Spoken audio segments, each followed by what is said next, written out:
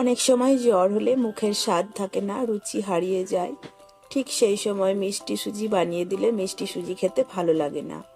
তাই তখনই ঠিক এই রেসিপিটা সুজি দিয়ে বানিয়ে দেবে। ছোট বড় সবাই কিন্তু পছন্দ করবে। আর অতি সহজেই এই রেসিপিটা বাড়ির কিছু অল্প উপকরণ দিয়ে কিন্তু বানানো যায়। চলো শুরু করি আমার আজকের রেসিপি।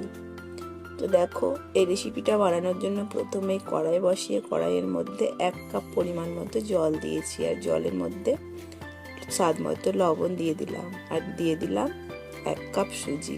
আঁচটাকে কমিয়ে রেখে সুজিটাকে রান্না করে নেব। ততক্ষণ রান্না করব যতক্ষণ না সুজিটা সুন্দর শক্ত একটা ডুয়ের মতো হয়ে যাচ্ছে। আমরা যেমন রুটি লুচি আটা মাখি, ঠিক সেরকম একটা ডো বানিয়ে নেব। একটু ধৈর্য নিয়ে ডোটা বানিয়ে নিতে হবে। তো দেখো, জলটা শুকিয়ে এসেছে। একটু নেড়ে নেড়ে জলটাকে আরো শুকিয়ে নেব। একদম পারফেক্টলি কুক কিন্তু হয়ে গেছে। এবার কিন্তু আমি একটা পাত্রের মধ্যে এটাকে নামিয়ে নেব। এটা কিন্তু উষ্ণ গরম অবস্থায় রয়েছে, যেহেতু আঁচ কমিয়ে কিন্তু সুজিটাকে আমি রান্না করে নিয়েছি। আর এই উষ্ণ উষ্ণ গরম অবস্থাতে খুব সুন্দর করে মেখে নিতে হবে। তো আমি একটা পাত্রে নামিয়ে নিলাম। এবার এর মধ্যে আমি একটা সেদ্ধ করে রেখেছি আলু গ্রেটার দিয়ে গ্রেট করে দেব। তোমরা চাইলে ম্যাশার দিয়ে ম্যাশ করে দিতেও পারো। আমি গ্রেটার দিয়ে সুন্দর করে গ্রেট করে নিচ্ছি। আলুটা খুব সেদ্ধ করিনি, 20% মতো কিন্তু সেদ্ধ হতে বাকি আছে। এরকম আলুটাকে নামিয়ে নিয়েছি। তো খুব সুন্দর করে গ্রেট করে নিচ্ছি। মিহি মিহি হয়ে আলুটা গ্রেটার দিয়ে গ্রেট হয়ে যাচ্ছে। আলু গ্রেট করা হয়ে গেছে। এবার এর মধ্যে কিছু মশলা আমি মেশাবো। প্রথমেই দেখো, মিশিয়ে দিচ্ছি 2 চামচ ছোট চামচে গোটা জিরে, আর দিয়ে দেব চিলি ফ্লেক্স। ঝালটা এই রেসিপিটাই ভালো লাগে, তাই ঝালটা একটু বেশি পরিমাণেই দিলাম। তোমরা কম খেতে চাইলে কম দেবে। আর দিয়ে দিলাম স্বাদ মতো লবণ। সুজিতে তো লবণ দেওয়াই ছিল, এখন আলুর পরিমাণ মতো বুঝে দিলাম। আর দিয়ে দিলাম কিছুটা গোলমরিচ গুঁড়ো, 1/2 চামচ চিনি। বাইন্ডিংয়ের জন্য দিয়ে দিচ্ছি আমি ময়দা 2 চামচ। যদি মনে হয় পরে আবার ময়দা লাগবে তাহলে দেবো। এবার খুব সুন্দর করে মেখে নিচ্ছি। হাত দিয়ে খুব ভালো করে সমস্ত উপকরণ মেখে নেব। সুন্দর একটা ডো কিন্তু বানিয়ে নেব।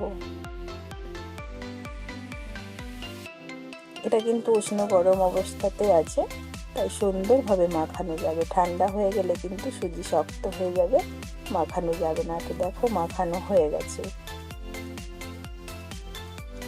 তো এবার আমি হাতের তলার মধ্যে সাদা তেল বুলিয়ে নিয়ে আবারও খুব ভালো করে মেখে নেব, তাহলে হাতের মধ্যে লাগবে না। মাখার পরে আমি 2 ভাগে ভাগ করে নেব মিশ্রণটাকে। 2 ভাগে ভাগ করে নিয়েছি। এবার কিচেন স্ল্যাবের মধ্যে বেলে নেব। তো কিচেন স্ল্যাবের মধ্যেও কিন্তু তেল দিয়ে দিতে হবে, নাহলে কিন্তু আটকে যাবে।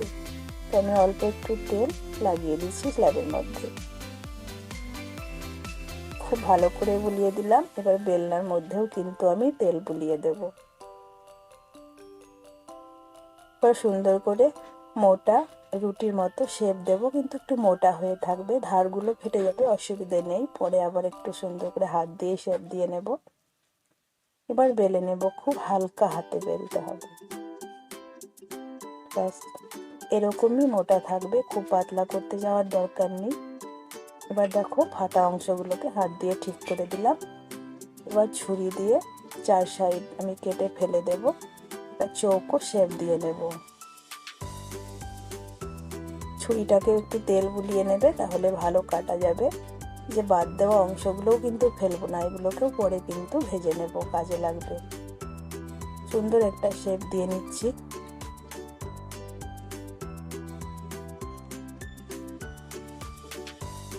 আমি সুন্দর করে কেটে নিয়েছি।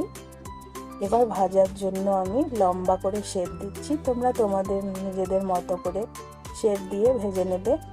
এইভাবে আমি 3 পিস কিন্তু জলখাবারটা বানাবো। তো দেখো, 3 পিস কেটে নিয়েছি লম্বা করে। তোমরা মাঝ বরাবর আবার আর একটা কাট লাগাতে পারো। এবার ভেজে নেব।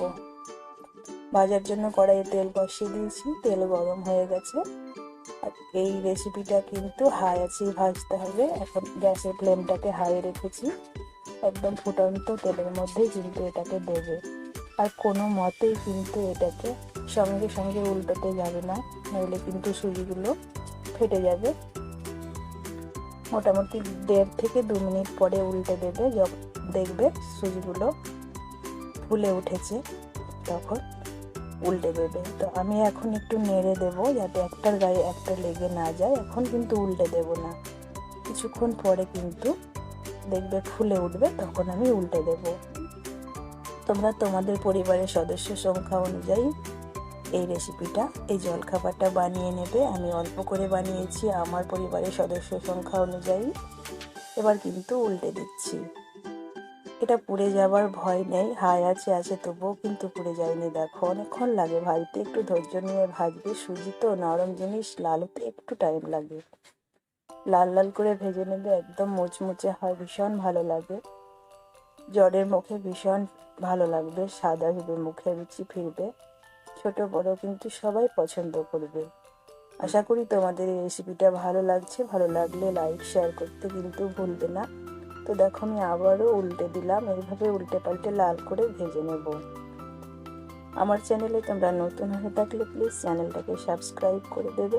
আর এরকম নতুন নতুন ভিডিও পেতে পাশে থাকা বেল বাটনটি অবশ্যই ক্লিক করে দেবে।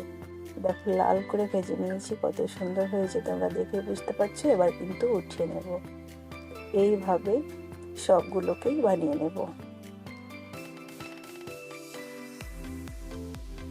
তো আমি 3টেকেই উঠিয়ে নিলাম, আরও 3টে কিন্তু আমি দিয়ে দিচ্ছি। আমি 3টে করে এই রেসিপিটা বানিয়ে নিলাম। তোমরা এটা কিন্তু গোল গোল চপের আকারেও বানিয়ে নিতে পারো, বা এই মাঝ বরাবর আর একটা কাট লাগাতে পারো। এভাবেই বানিয়ে নেবে। আমি সবগুলো বানিয়ে নিয়েছি। এই সাইডের অংশগুলো কেটে ফেলে দিয়েছিলাম, সেই অংশগুলো দিয়ে দেখো এইগুলো বানিয়ে নিয়েছি। তো এগুলো একটু চারকোনা শেপে আসেনি। তো প্রত্যেকটা কিন্তু খুব ক্রিস্পি হয়েছে, খেতে তো ঝাল ঝাল ভীষণ ভালো লাগে। অবশ্যই বাড়িতে বানাবে। আবারও বলছি, ভালো লাগলে কিন্তু একটা লাইক দেবে। তোমাদের একটা লাইক কিন্তু আমার ভিডিও করার আগ্রহ বাড়িয়ে দেবে। তোমাদেরকে কেটেও দেখাচ্ছি কেমন হয়েছে। আর না বানালে তো তোমরা এর স্বাদ বুঝতে পারবে না। আজকে এই পর্যন্ত, ভালো থেকো।